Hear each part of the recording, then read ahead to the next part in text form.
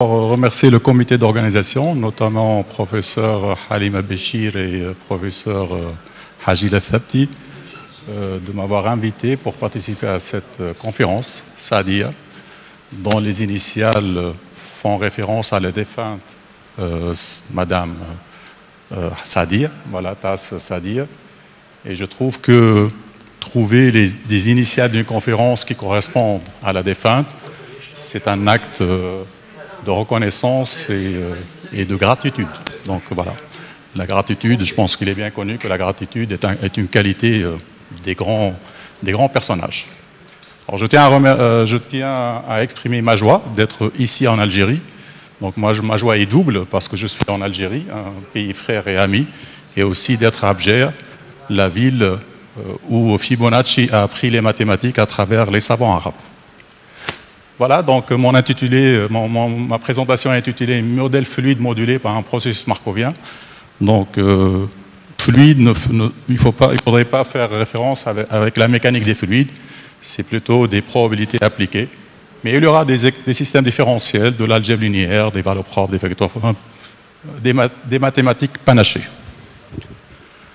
Alors, il est où le...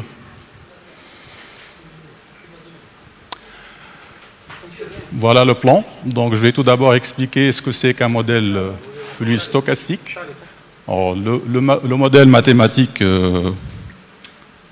merci. Comment ça fonctionne? Alors, c'est juste... quels sont les boutons? Donc, ça, c'est pour avancer, ça pour revenir. Okay. Très bien. Et pour le... laser, il est où? Ah, ok, merci. Donc voilà le modèle mathématique associé au modèle fluide stochastique. On va présenter 4 méthodes qui existent sur la littérature. La méthode spectrale qui se base sur le calcul des valeurs propres et vecteurs propres. Une deuxième méthode qui s'appuie sur les polynômes orthogonaux. Alors une troisième, Matrix Analytic Method, et une quatrième, uniformisation.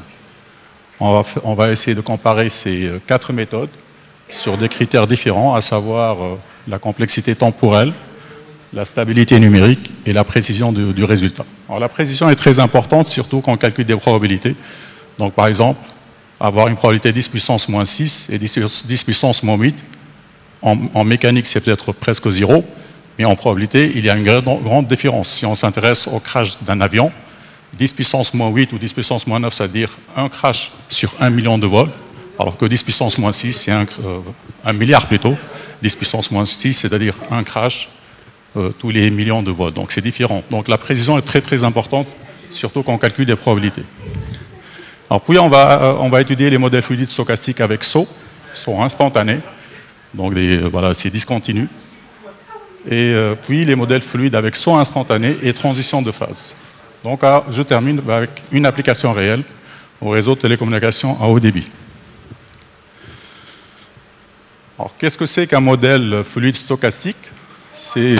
J'ai un réservoir, j'ai des entrées, les entrées sont fluides, et je suppose que j'ai plusieurs robinets, où j'ouvre un robinet avec un débit, et cette robinet va être ouverte pendant une durée aléatoire, et le serveur, donc le réservoir, il n'est pas... Voilà, il y a un trou dans le réservoir qui va servir ce liquide avec un taux fixe, ou bien variable. Et après, je peux ouvrir un autre robinet, donc le débit change. Et voilà, on s'intéresse au niveau du liquide dans le réservoir. Donc, d'un point de vue mathématique, si j'appelle Q le niveau du liquide dans le réservoir, on s'intéresse à la distribution de probabilité de cette variable aléatoire. Alors, les applications sont très très diverses. Par exemple, barrages fluviaux, où les entrées sont les fluides de la pluie. Donc voilà, c'est... Et pourquoi c'est intéressant? Parce qu'on s'intéresse, pour les barrages, on souhaite que la probabilité qu'il soit vide soit très petite, parce que ça altère le barrage. Et aussi, on souhaite aussi que la probabilité que ce soit plein soit très très petite, parce que ça aussi, ça altère le barrage. Alors, système de communication à haut débit, donc dans le réseau, surtout pour le trafic vidéo, dans la pratique, ce sont des bits, donc c'est discret. Mais puisqu'il s'agit d'une rafale d'informations qui passe par le réseau, on suppose que c'est du liquide qui passe par le réseau. C'est comme l'eau L'eau à l'échelle moléculaire, c'est discret, mais puisqu'il s'agit des millions ou des milliards de molécules, on suppose que c'est continu. Aussi, il y a des applications donc à la finance, analyse du risque, où l'entrée fluide, c'est l'argent. Okay. Et le réseau ou bien le serveur qui traite l'argent, c'est la firme financière ou la banque. Voilà. On s'intéresse surtout à la probabilité de ruine. Donc il y a d'autres applications, système de production d'énergie hydroélectrique, trafic vidéo, comme on va le faire à la fin de la présentation. Alors, modèle SIR en épidémiologie, donc, qui a été présenté dans la première conférence. S susceptible, I infecté, R recovery, donc qui était voilà où le fluide c'est vraiment le nombre d'infectés ou bien de malades, surtout lorsqu'il s'agit d'une pandémie, donc où le nombre augmente considérablement. Donc voilà. Donc voilà le modèle mathématique. Donc on considère que les entrées-sorties du fluide sont gouvernées ou modulées par un processus de Markov en temps continu, donc à espace d'état fini. C'est-à-dire le nombre de robinets est fini, si on veut. Okay. Donc on suppose que cette chaîne de Markov est irréductible, CMI c'est pour chaîne, M Markov et I irréductible, sur un espace d'état fini, et toute chaîne de Markov en temps continu est entièrement définie par son générateur infinitésimal et sa probabilité initiale. Bon, la probabilité initiale ici n'affecte pas voilà, n'affecte pas trop notre modèle. Alors les données, donc à chaque état, on note le débit d'entrée, donc le robinet coule à un taux RI, et le serveur, il traite l'eau avec un débit de sortie CI. Alors DI, c'est RI moins CI correspond au débit d'entrée effective relatif à l'état I. C'est-à-dire si DI positif, donc le niveau de liquide augmente au taux DI, si DI négatif, le niveau du liquide décroît au niveau avec le taux DI, mais une fois qu'il est nul, il reste nul. Donc le niveau du liquide n'est jamais négatif, parce qu'il s'agit d'un réservoir. Donc l'objectif, c'est de déterminer la distribution de probabilité de Q de T, si on s'intéresse au régime transitoire, ou bien si on s'intéresse au régime asymptotique, on s'intéresse à Q infini, c'est-à-dire la loi limite lorsque T tend vers l'infini. Et dans cette présentation, je m'intéresse uniquement à Q infini, bien que l'état transitoire a été étudié. Voilà juste une illustration du lien entre la chaîne de Markov qui gouverne les entrées-sorties et le niveau du liquide. Alors ici, je suppose que j'ai 3 états, 1, 2, 3, donc 3 robinets si vous voulez. Le premier état, le DI effectif, c'est 1. Donc c'est un état de remplissage. Pour l'état 2, c'est moins 1, donc c'est un état de vidage. Et D3, c'est égal à 3, le débit c'est 3. Donc ici, je reste en temps aléatoire dans l'état 1, puis je transite vers un état 2, je reste encore en temps aléatoire, transite vers 3, et voilà, je reviens à 2. Voilà, ces durées sont aléatoires. Alors, je suppose que Q0, à l'instant 0, voilà, il n'y a pas de liquide dans le réservoir. Donc pendant ce temps-là, le niveau du liquide augmente avec la vitesse 1, puis ici, il décroît à la vitesse moins 1. Donc après, lorsqu'il est vide, il reste vide, il ne peut pas être négatif, il reste vide. Après, je change d'état, donc il croît à la vitesse 3, et ainsi de suite. Voilà l'évolution de Q de T en fonction du processus de Markov qui gouverne les entrées et sorties. C'est juste une illustration, bien sûr. Voilà, alors voilà, on va poser Fi de Tx, la probabilité jointe de Q de T et X de T. Q de T est équivalent en tant donc à variable dans R+, et X de T prend que des valeurs finies, puisqu'on suppose que, comme tout à l'heure ici, l'ensemble des états, comme ici un exemple, c'est l'ensemble des états, c'est 1, 2, 3. Donc la probabilité jointe de Q de T, X de T. Donc il a été prouvé que cette probabilité jointe vérifie ce système différentiel aux dérivées partielles. Donc dérivé par rapport à T, dérivé par rapport à X, qu'on peut écrire sous forme vectorielle. Si on pose F, le vecteur ligne, fi de tx, i variant dans S, alors on obtient la dérivée de ce vecteur égale, voilà, D est la matrice diagonale formée par DI et A, le générateur infinitésimal lié au processus de Markov. Alors, si on fait tendre T vers l'infini, alors sous la condition de stabilité, ρ strictement inférieur à 1, alors c'est quoi ρ strictement inférieur à 1?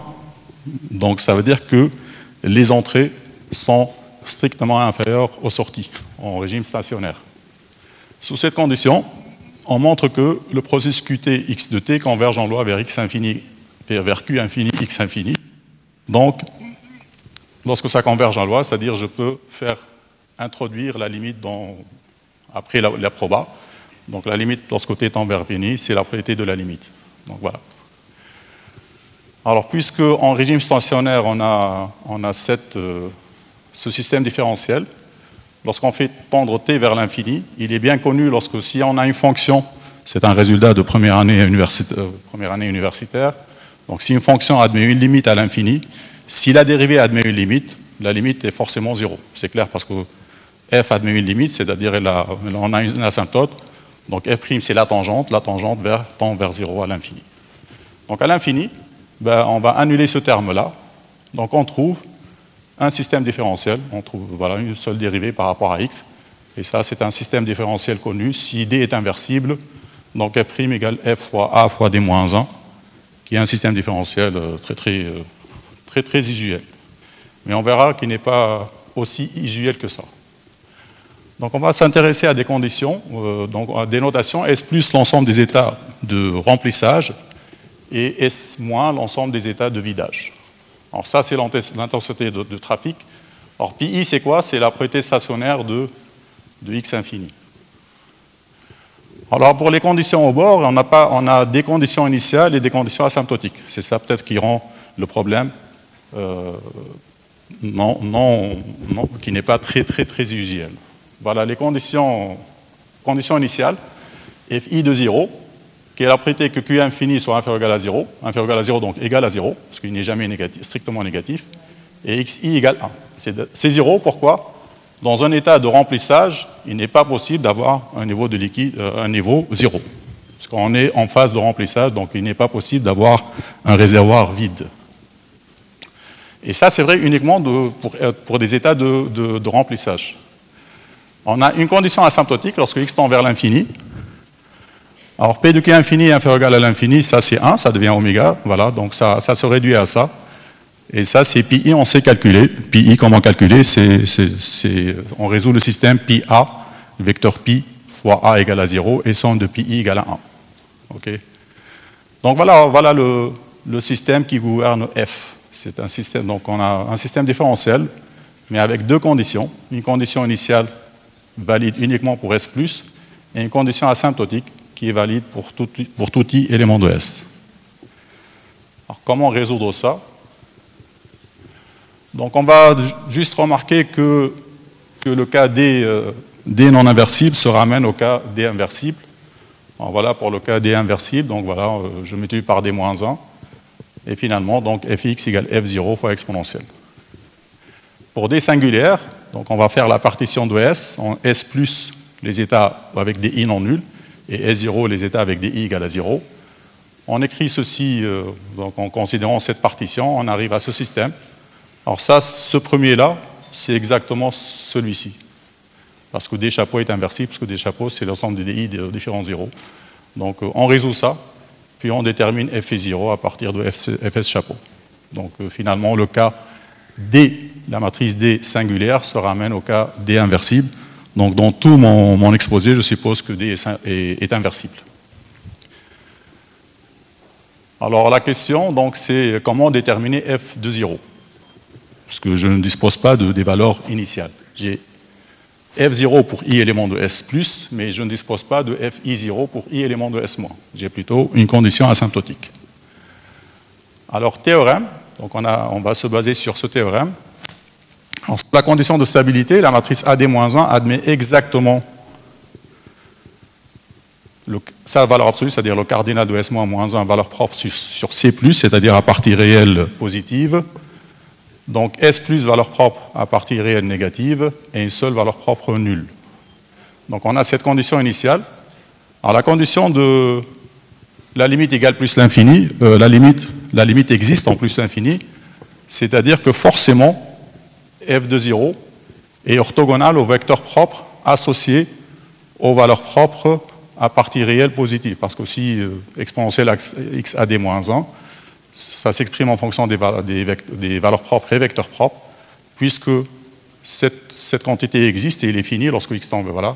Donc forcément, lorsque x tend vers l'infini, donc forcément f de 0 est orthogonal à tous les vecteurs propres associés aux valeurs propres à partie réelle positive. Donc j'obtiens cardinal de S moins 1 équation linéaire. Alors si je multiplie par le vecteur 1, 1, 1, il est connu que 1 fois 1, 1, c'est 0. Donc j'obtiens ça. J'intègre entre 0 plus l'infini, j'obtiens cette égalité-là. Donc finalement, j'ai S moins 1 équation, plus une équation, j'ai S moins équation, et j'ai S moins inconnu. Donc ça me permet d'avoir toutes les valeurs de FI0. Donc j'ai les S plus FI0 qui vaut 0, les autres, je résous un système linéaire à S moins équation, à S moins inconnu, donc je détermine tout le vecteur F0. Ça, c'est d'un point de vue mathématique, mais d'un point de vue numérique, on verra qu'on ne procède jamais de cette façon-là. Alors voilà, je vais présenter, puisqu'on va présenter 4 méthodes différentes. Donc dans la littérature, la méthode la plus citée, c'est la méthode AMS, en référence aux auteurs Anik, Mitra et Sandhi, publié en 81. Donc c'est un modèle de processus de naissance et de mort, je ne vais pas rentrer dans les détails de probabilité, mais qui contient n plus 1 état. Et en fait, ça c'est le graphe des taux de transition qui permet de définir la matrice A. C'est-à-dire la matrice A ici, elle est tridiagonale, mais elle dépend seulement d'un seul paramètre qui est lambda, c'est tout. Donc ici, parce que ça c'est connu, c'est n, il suppose que c'est n-1 ici, voilà. Elle dépend d'un seul paramètre lambda. Donc c'est un cas vraiment très très particulier comme processus de naissance et de mort. Et il fait des conditions, donc il suppose que le taux de sortie est constant, c'est I égale C, quel que soit I. Et il suppose bien sûr que D est inversible, et voilà. Et que RI égale I. Donc il y a plusieurs conditions sur le modèle AMS. Alors comment résoudre donc il démontre que chaque valeur propre Z est solution d'une équation trinôme. Donc équation trinôme explicite, donc il résout cette équation trinôme pour trouver les valeurs propres. Après, il démontre que ces valeurs propres, il les classe par ordre croissant, et il donne une expression du vecteur propre. Bon, ça, d'un point de vue numérique, ça pose beaucoup de problèmes. Il y a moins 1, c'est alterné entre positif et négatif. Il y a des combinaisons CNK, alors c'est l'horreur absolue, on verra que ce n'est pas stable. Alors, donc voilà la solution, il écrit la solution sous cette forme. EBI, solution, voilà, il donne même l'expression de BI en fonction des valeurs propres. Donc ça, la méthode de AMS. Une deuxième approche basée sur les polynômes orthogonaux. Alors comment il procède? Donc on considère un modèle plus général.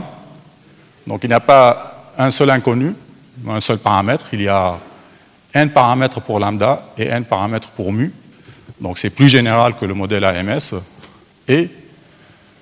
Et aussi, mais avec des flux de sortie CI variables, il ne prend pas CI constant. Donc c'est plus général que le modèle AMS. Néanmoins, il suppose toujours que la matrice A ici est tridiagonale. Alors comment il procède pour calculer les valeurs propres, vecteurs propres? Donc il donne une forme récurrente du polynôme caractéristique de AD-1. Donc ça c'est donc delta n en fonction de delta n-1, en fonction de delta n-2, avec des conditions initiales. Donc il démontre que x fois delta est le polynôme caractéristique de AD-1. Et il y a un théorème de Favart, qui lui permet de dire, moyennant cette relation récurrente, que les delta n sont deux ados orthogonaux. Pour les spécialistes sur les polynômes orthogonaux, ça veut dire que les racines de ce polynôme sont réelles et simples. Donc ça c'est très fort, c'est-à-dire que les valeurs propres sont toutes réelles, il n'y a pas de valeurs propres complexes, sont toutes réelles et simples aussi. Alors il donne une expression des vecteurs propres aussi, et il exprime fx en fonction de pi et bj. Bj, ce sont des inconnus qu'il obtient à travers un système linéaire. Donc, troisième approche, Matrix Analytic Method. Alors, cette approche ne part pas du système différentiel. Elle est, voilà, elle est directe, elle se base sur un développement purement probabiliste. Donc, ni dérivé, ni système différentiel, ni quoi que ce soit. Donc, c'est vraiment ni valeur propre, ni vecteur propre. C'est une approche purement probabiliste. Alors, comment il procède? Donc, il considère psi ij, c'est la probabilité de ça. Ça, c'est en fait x θ égale à j, c'est-à-dire θ, c'est quoi? C'est le premier instant de retour à 0 pour le niveau du liquide. Et x θ, c'est-à-dire quelle est la probabilité qu'à l'instant de premier retour à q égale à 0, on soit à l'état j, sachant qu'on est à l'état i à l'instant initial. Alors, il demande que psi est une solution d'une équation matricielle. Donc, il résolve le psi. Après, PI, c'est là voilà, c'est ce qu'on cherche, c'est FI de 0. FI de 0 est solution de ce système linéaire. Alors, le K, il dépend de psi qui est solution ici. Donc, voilà, finalement, il donne la solution, il exprime la solution en fonction de psi et K et de M0, ainsi de suite. Donc, voilà, c'est une approche purement probabiliste, mais qui quand même exige la résolution d'une équation matricielle. Okay. Ça, c'est une équation matricielle, l'inconnu. T, ce sont des matrices, et l'inconnu, c'est psi. Et il y a un algorithme pour ça. Il donne un algorithme de résolution de cette équation matricielle. Alors, quatrième approche, uniformisation. Alors, c'est quoi l'uniformisation? C'est-à-dire, au lieu de travailler sur le générateur infinitésimal, qui comprend des valeurs négatives et des valeurs positives, en fait, les valeurs diagonaux, chaque valeur diagonale, et en fait moins la somme des autres valeurs de la ligne. C'est ça, il est conçu comme ça, le générateur infinitésimal. Donc au lieu de travailler sur A, on va travailler sur cette matrice P. Et cette matrice P, on montre qu'elle est stochastique. Qu'est-ce que c'est qu'une matrice stochastique? C'est une matrice à éléments positifs où la somme de chaque ligne vaut 1. Donc toutes les valeurs P et J appartiennent à l'intervalle 0,1. Alors cette méthode n'est pas spectrale. Donc, on ne fait pas de calcul de valeurs propres et de vecteurs propres.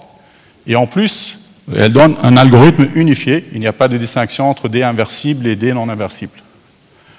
Alors, les hypothèses sont vraiment les plus générales possibles. C'est-à-dire, on ne suppose pas que le générateur infinitésimal est un processus de naissance et de mort, ou bien la matrice A est tridiagonale. On suppose que la matrice est juste irréductible. Voilà. Et RI, voilà. Et CI est variable, donc il n'est pas constant. Et voilà. Et D peut être singulière. Et en plus, on ne fait pas de distinguo, donc c'est un algorithme unifié. Voilà la solution. Elle est donnée sous cette forme-là. Donc ici, on reconnaît la loi de Poisson, affectée par un vecteur BK. BK, c'est la limite de BNK. Okay. Et BNK, c'est une suite récurrente qui contient deux indices, N et K. K varie entre 0 et N. Et ce qu'on remarque ici, ce terme-là et ce terme-là sont tous les deux dans 0,1, et la somme vaut 1. Donc il s'agit d'une combinaison convexe entre deux éléments dans 0,1. Et PJI, ce sont des éléments, donc c'est une matrice stochastique. Donc tous les calculs se font dans l'intervalle 0,1. Donc il n'y a pas de problème d'instabilité numérique, parce que tous les calculs, ça c'est Poisson, donc c'est un élément de 0,1. Ce sont des récurrences combinaisons convexes entre des éléments de 0,1. Donc pareil ici. Donc, on démontre que B et K est comprise entre 0 et PI. PI, c'est une proba. Et donc, voilà. Donc, il n'y a aucun problème d'instabilité numérique pour cette méthode-là. Et en plus, on n'exige pas le calcul des vecteurs propres et des valeurs propres. Voilà la solution. Alors, comment calculer B et K? Voilà, c'est pour n égale à 0 et q égale à 0. Voilà. Donc, on calcule la partie S+, de remplissage, puis voilà, c'est dans ce sens-là. On calcule la partie supérieure, puis on calcule la partie inférieure, voilà. Ainsi de suite. Donc, la question qu'on se pose, puisque je m'intéresse à la limite, lorsque n tend vers l'infini, à quel rang n, voilà, on décide que la limite est atteinte. Alors, voilà, donc, on considère n infini, c'est le min des indices n pour lequel... alors ça, c'est bien défini parce qu'on démontre que ceci, c'est positif si ça converge vers 0. Ça aussi, on démontre que ça converge vers 0. Donc, n infini est bien défini. Et on dit qu'à ce seuil-là, la limite est atteinte à epsilon près. Puis, on considère le rang de Poisson. puisque cette somme à l'infini converge vers 1, donc on est sûr qu'il existe n tel que ce terme dépasse 1 moins epsilon. Et finalement, fx, on remplace la limite bk par bn infini k, plus un reste, et on démontre que le reste est positif et inférieur à 2 epsilon. Donc au lieu de calculer cette série infinie avec une limite bk, ben je la remplace par cette expression que je calcule, et je suis sûr que le reste est positif et inférieur à 2 epsilon. Voilà, on va comparer donc ces 4 méthodes sur des critères différents, à savoir la complexité temporelle, la stabilité numérique et la précision. Puisqu'on va comparer les 4 méthodes, donc on est obligé de considérer le modèle valable pour AMS, qui est le modèle le moins général. Voilà ce que ça donne. Donc ici, la méthode d'uniformisation, ça c'est le temps de calcul. Donc elle est, en temps de calcul, elle exige relativement, parfois, pas toujours, un temps de calcul qui est supérieur aux autres méthodes. Alors c'est quoi un appli 1 ou un appli K1, c'est-à-dire il y a un cas où je peux calculer la limite de BNK d'une manière explicite, sans passer par BNK. C'est-à-dire je calcule BK directement sans passer par la limite. Alors ça, mais c'est un cas très spécial comme modèle, et ça c'est un temps de calcul vraiment le plus faible par rapport aux autres méthodes. Ça c'est la méthode AMS, et ça c'est la méthode sur les polynômes orthogonaux. Donc la méthode d'uniformisation exige parfois plus de temps de calcul par rapport aux 3 autres méthodes. Alors ça, c'est la stabilité numérique. Alors ici, pour Steinhardt, c'est-à-dire la méthode polynômes orthogonaux, voilà, AMS avec n égale à 25, 32. 300 aussi, c'est stable, mais par exemple, pour la méthode des polynômes orthogonaux, pour n égale à 32, c'est-à-dire un espace d'état à 32 états, ben, c'est instable. Pourquoi? Parce que normalement, la fonction est décroissante. Ici, elle décroît, puis elle croît. Donc, elle est vraiment instable.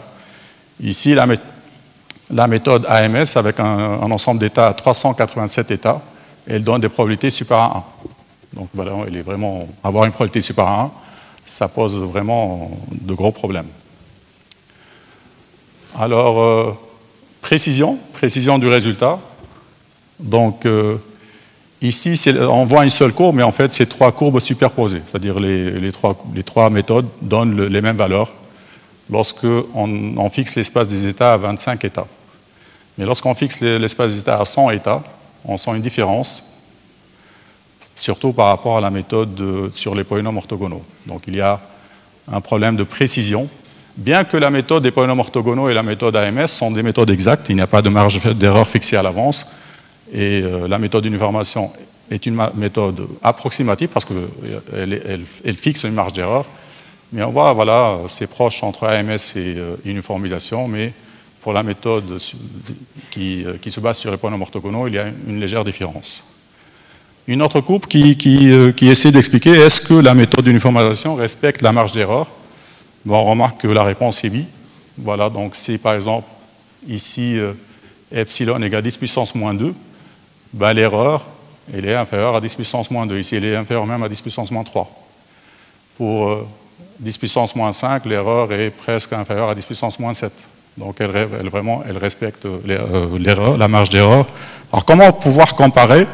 Parce que Nabli 1, Nabli 2, c'est-à-dire on dispose d'un algorithme exact. Okay, parce que B et K est la limite, on sait calculer la limite d'une manière exacte et itérative.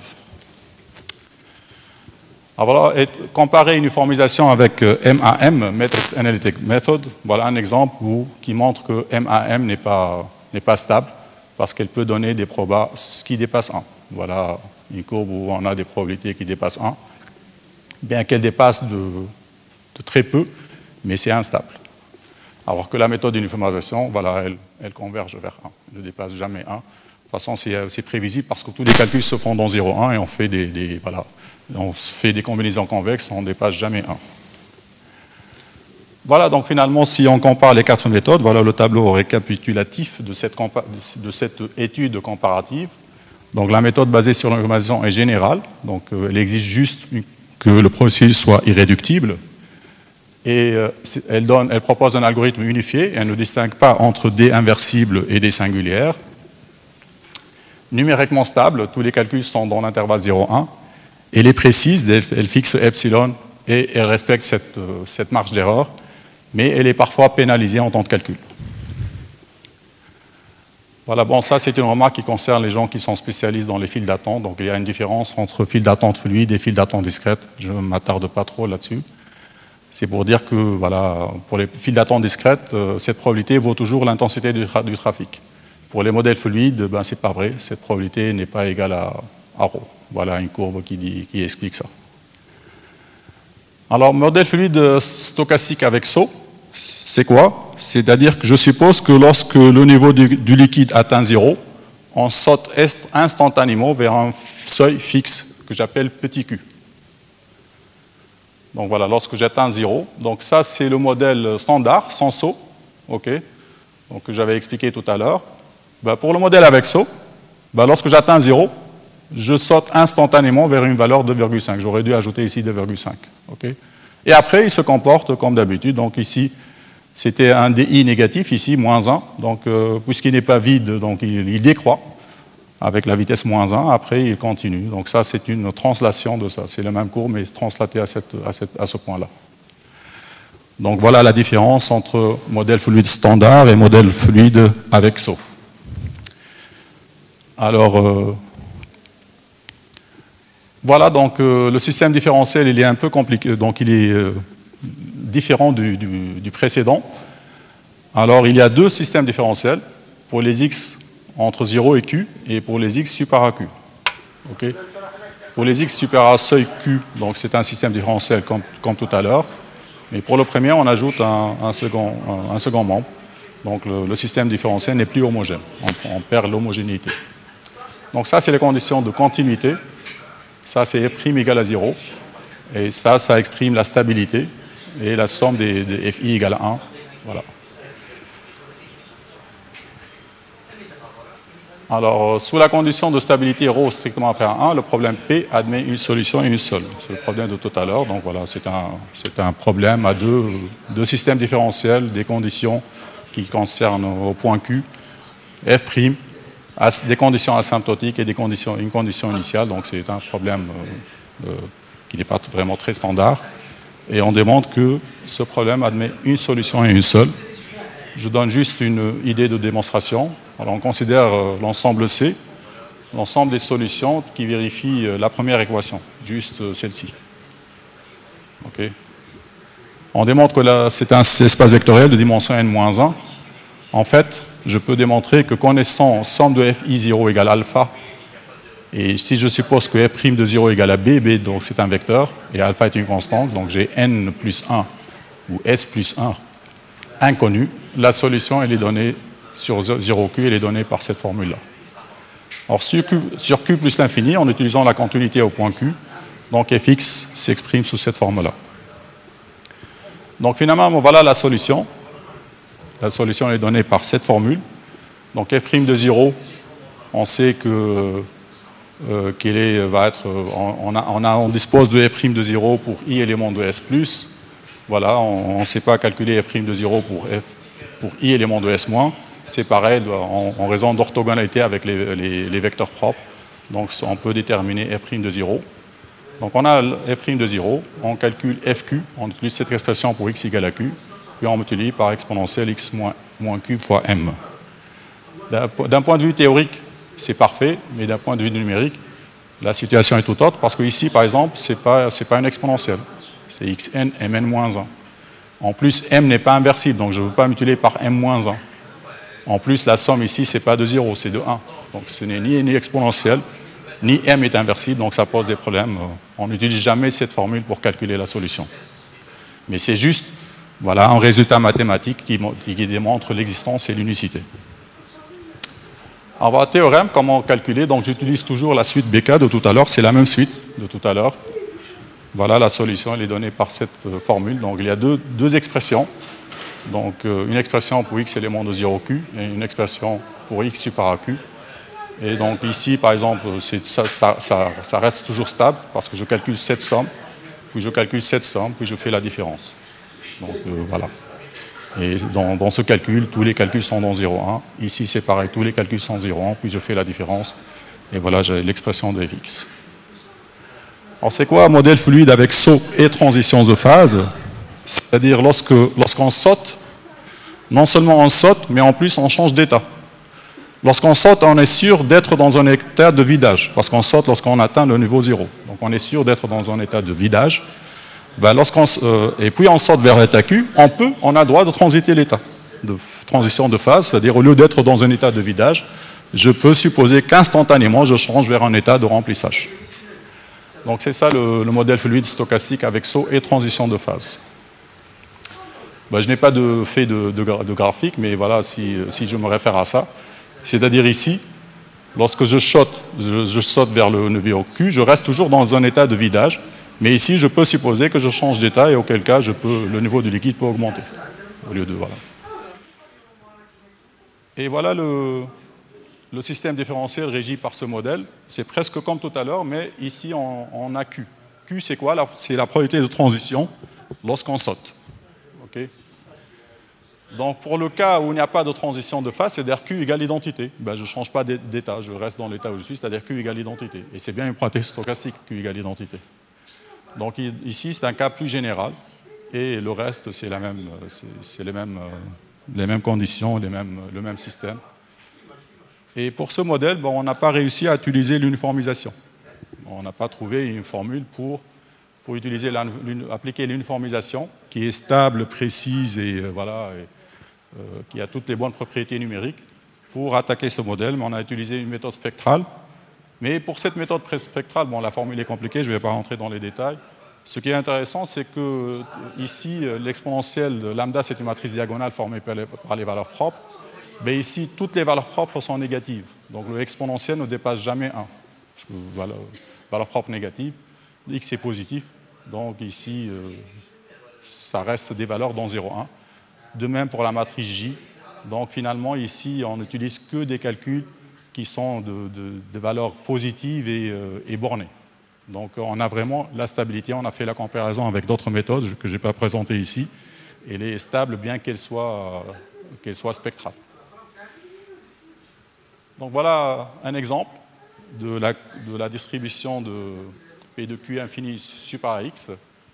Alors ici, pour trois méthodes, trois modèles différents. Alors ici, je suppose qu'il n'y a pas de transition de phase. La courbe du haut, je suppose que j'effectue une transition de phase, mais je transite vers l'état où DI est maximal.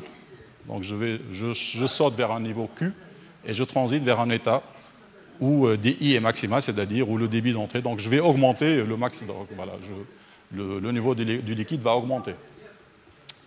Et ici, c'est un modèle où Q est uniforme, c'est-à-dire j'ai mes états. Je choisis un état au hasard et je transite vers un état. C'est ça. Alors on voit bien que lorsqu'on transite, donc on ne fait pas de transition de phase, bah la distribution est la plus faible, c'est normal, parce que lorsqu'on saute à Q, on reste dans un état de vidage. Et ça, le niveau du liquide est plus grand, c'est normal, parce qu'aux instants de saut, je vais à un état où le DI est maximal, donc c'est normal. Et ça, c'est intermédiaire, parce que tout simplement, c'est un état au hasard entre les différents états. Et on observe aussi un point de non-dérivabilité, c'est un point anguleux, et c'est pareil pour toutes les courbes, mais ça se voit moins bien pour les autres courbes, mais c'est valable pour toutes les courbes. Donc ça, c'est un point de non-différenciabilité. Donc c'est un point, mais ça reste continu. Et on peut démontrer que lorsque D n'est pas inversible, on perd la continuité. Il y a un saut lorsque D n'est pas inversible. Donc voilà, ça c'est en fait pour deux, ça c'est un espace d'état n égale à 16, et je pense ça un espace d'état n égale à 25. Et c'est la même tendance pour les deux courbes. Alors je finis avec l'application. Ça c'est une application que j'ai faite avec un étudiant que j'ai encadré en thèse, qui a soutenu en 2019, et qui est informaticien. Et voilà, donc on a fait une application réelle avec de l'optimisation dans les réseaux, et voilà. Alors ça, c'est un trafic réel d'une source vidéo. Donc, c'est clair qu'on peut supposer que c'est fluide. Voilà, ça c'est les GOP, Group of Pictures. Je ne vais pas rentrer dans les détails informatiques. Mais je ne peux pas supposer que le débit est constant ici, au cours du temps. Le débit est variable. Alors, qu'est-ce qu'on a fait pour pouvoir appliquer notre modèle? On suppose qu'il y a 3 niveaux, low, medium and high. Okay, donc faible et moyen et grand. Okay, et pendant cette période-là, le débit est constant, il est low, okay, il est faible. Puis je transite vers un état où il est moyen, ainsi de suite. Donc pour pouvoir appliquer notre modèle. Donc ici, c'est-à-dire je séjourne un temps aléatoire pendant lequel le DI et le RI plutôt, c'est RI, c'est une source, donc c'est les sources d'entrée, les taux d'entrée. RI est constant. Après, voilà, RI, ainsi. Donc, j'ai 3 valeurs de RI et 3 états. Alors, 3 états, puisque pour une chaîne de Markov en temps continu, le temps de séjour est exponentiel. Ça, c'est un résultat connu. Alors, lorsqu'on a supposé que c'est exponentiel, le test d'ajustement n'est pas validé. Donc, on a essayé de valider par une loi de type phase. Une loi de type phase, bon, pour les gens qui font des probas. Donc, finalement, j'ai 3 macro-états et dans chaque état, j'ai 2 états. Donc ma chaîne, en fait, est formée par 6 états, la chaîne de Markov. Alors voilà, ça, c'est la courbe de la distribution de Q infini pour différents taux de sortie. Alors ça sert à quoi dans la pratique? C'est-à-dire si je veux avoir une probabilité de perte inférieure à 10 puissance, ça c'est 10 puissance moins 6, je pense. Donc il faut fixer la capacité du réservoir à l'abscisse de, voilà. Ici, on le voit mal. Mais si je veux assurer une probabilité de perte inférieure à 10 puissance moins 6, il faut que le serveur en télécommunication ait une capacité au moins égale à l'abscisse de ce point-là. Donc ça, c'est vraiment c'est utile de finalement trouver la distribution de probabilité de Q infini. Ça peut être utile dans la pratique, voilà une application. Aussi, en général, on suppose que CI est constant pour tout I. Alors, on a essayé de faire de l'optimisation, trouver une configuration CI variable avec I qui minimise la probabilité de perte.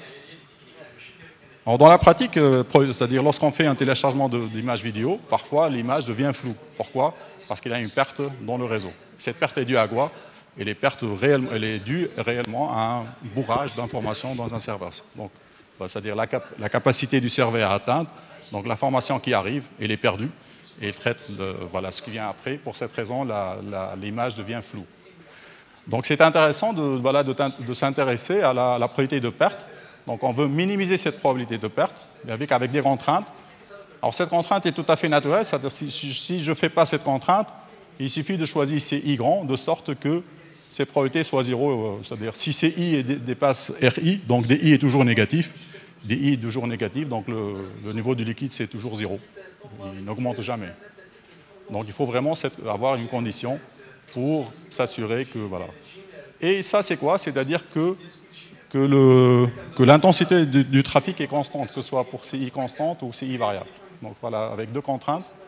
Alors comment résoudre ça? On ne va pas utiliser les multiplicateurs de Lagrange ou bien de Kuhn et Tucker, c'est compliqué, parce que cette fonction, on ne dispose pas de formule explicite. Voilà. Donc il faut chercher d'autres outils pour résoudre d'autres problèmes d'optimisation. Je ne vais pas rentrer dans les détails, mais on a adapté la méthode du recuit simulé pour résoudre ce problème. Et voilà le résultat, par exemple, taux de sortie CI égale à 2. Voilà le C optimal. Okay. Alors les taux d'entrée, voilà, ce sont des valeurs qu'on peut calculer. Et voilà le C optimal. Alors l'avantage entre C constant et C optimal, voilà. Ça, c'est la distribution lorsque C est constant. Et ça, c'est la distribution lorsque CI est optimal. C'est clair que ici, cette distribution est plus petite que celle-ci. Voilà, pour chaque X. Donc ça veut dire que pour une taille de buffer fixée à cette valeur-là, 1,5, okay, si je fixe une probabilité de perte inférieure à 10 puissance moins 5, ben je peux accepter 4. Ça, c'est la distribution pour 4 sources. Ça aussi, la distribution pour 4 sources. Okay. Ben ici, la probabilité elle dépasse 10 puissance moins 5, alors qu'ici, avec cette valeur, elle est inférieure à 10 puissance moins 5. Donc ça veut dire que je peux accepter les 4 sources pour le choix optimal des CI. alors que pour le choix RCI constant, je ne peux pas accepter les 4 sources. Voilà quelques références. Donc AMS, voilà, le polynôme orthogonaux.